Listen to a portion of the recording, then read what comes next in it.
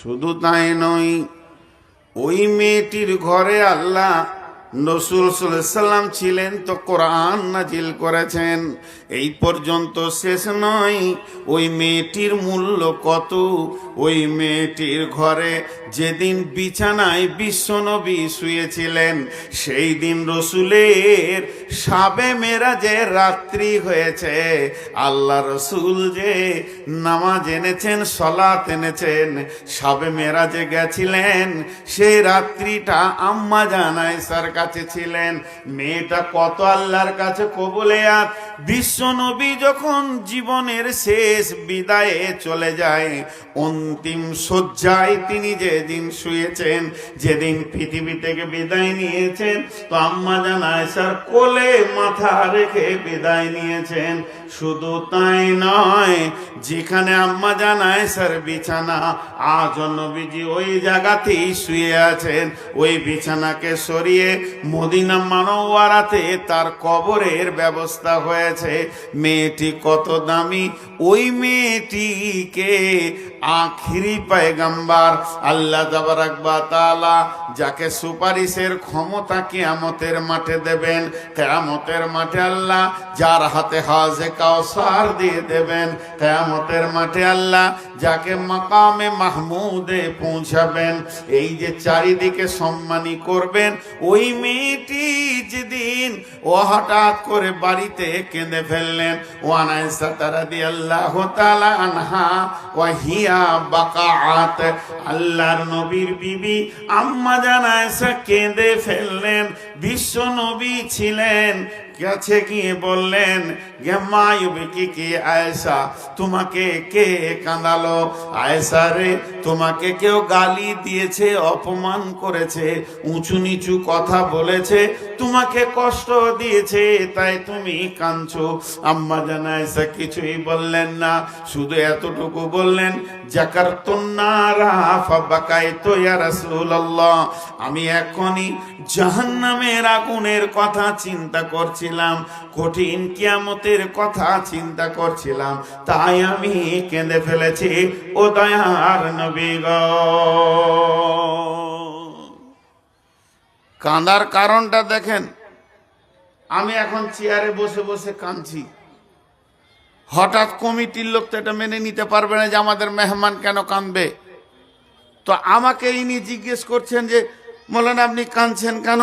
তা আমি কারোর দিকে আঙুল তুলে বলছি, ও আমাকে মারলে, ও আমাকে অপমান করলে, তখন এই কমিটির লোক বলবে আচ্ছা ঠিক আছে আপনি চুপ করেন, বিষয়টা দেখছি কি কতদূর করা যায়।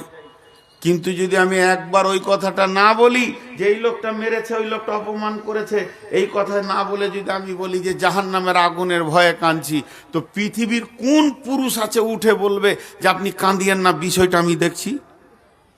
কারো ক্ষমতা আছে যে আমাকে বলবে যে আপনি চুপ করেন, তো বিষয়টা আমি দেখে নিচ্ছি? কত বড় সে মাস্তান আছে?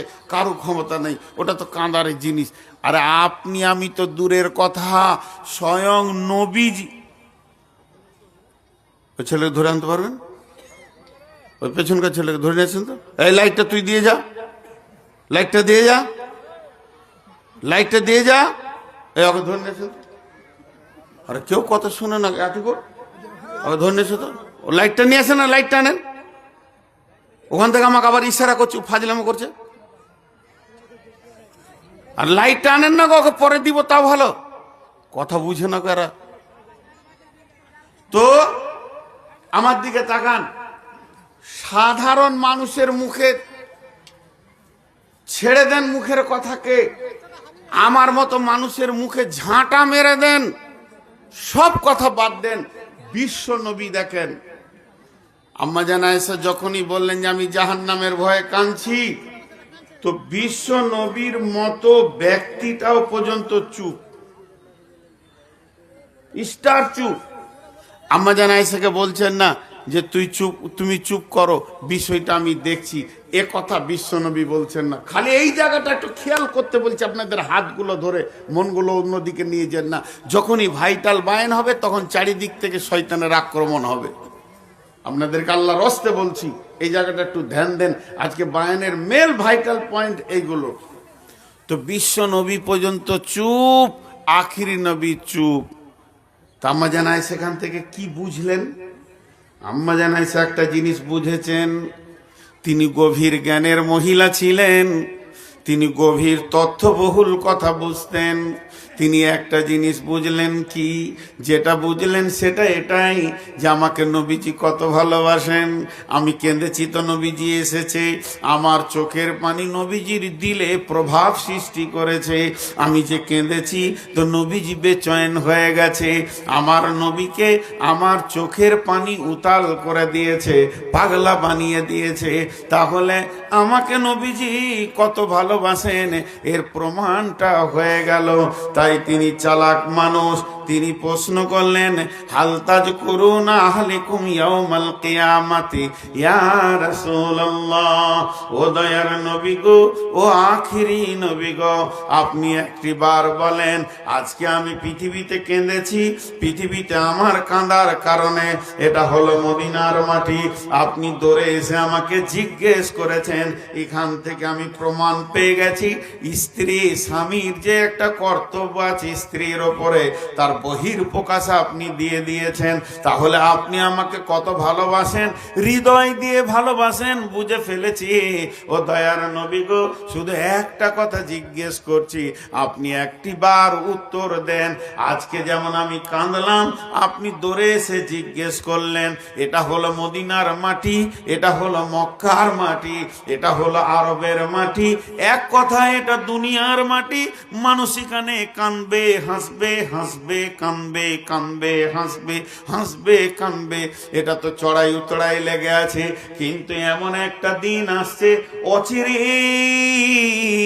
সেদিন মানুষ খালি কানবে আর কানবে, হাসার কোনো পালা থাকবে না। ও দয়ার নবী গো, সেই কঠিন দিনে কি আপনার বিবি বলে মনে পড়বে নাকি? সেদিন কি আপনি আমাকে বিবি বলে মনে রাখতে পারবেন? দয়ার নবী গো, একটিবার আপনি বলেন, সেদিন কি আজকের মতো যেমন জিজ্ঞেস করেছেন আপনি জিজ্ঞেস করবেন নাকি? বিশ্বনবী বললেন, আয়েশা রে, কিয়ামত তো 1-2 মিনিটের নয়, আর মানে 50,000 বছরে একদিন। আর সেই দিনে কিয়ামত চলবে চলবে চলবে চলবে, এর ভিতরে 3খানা এত ভয়ানক মওকা আসবে। সালাসাতা মাওয়াতিনা ফালা ইয়াযকুরুনা আহাদুন আহাদান। ওরে আমার আয়েশা রে, সেই 3টে মওকা এত কঠিন হবে, কেউ কাউকে মনে রাখতে পারবে না, কাউকে কারো উপরে স্মরণ থাকবে না। সেই 3টে মওকা কোথায়? প্রথম নম্বর হলো ইনদাল মিজান, যখন দাড়ি পাল্লাকে নিয়ে আসা হবে, আর আমার আল্লাহ বলবেন, হাসরবাসী রে,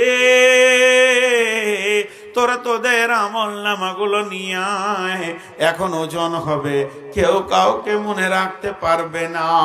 আর দ্বিতীয়, যখন ডান হাতে বাঁ হাতে সার্টিফিকেট দেওয়া হবে আর বলা হবে, তোমরা নিজের নিজের আমল নামা পড়ে নাও আর রাস্তা ধরে নাও, সেদিন কেউ কাউকে মনে রাখতে পারবে না। আর 3 নম্বর জায়গা, ইদা ওয়াদিয়াত তরিক ফি দাহরি জাহান্নাম, জাহান্নামের মুখে যখন পুলিশের আটকে রাখা হবে, তখন কেউ কাউকে মনে রাখতে পারবে না।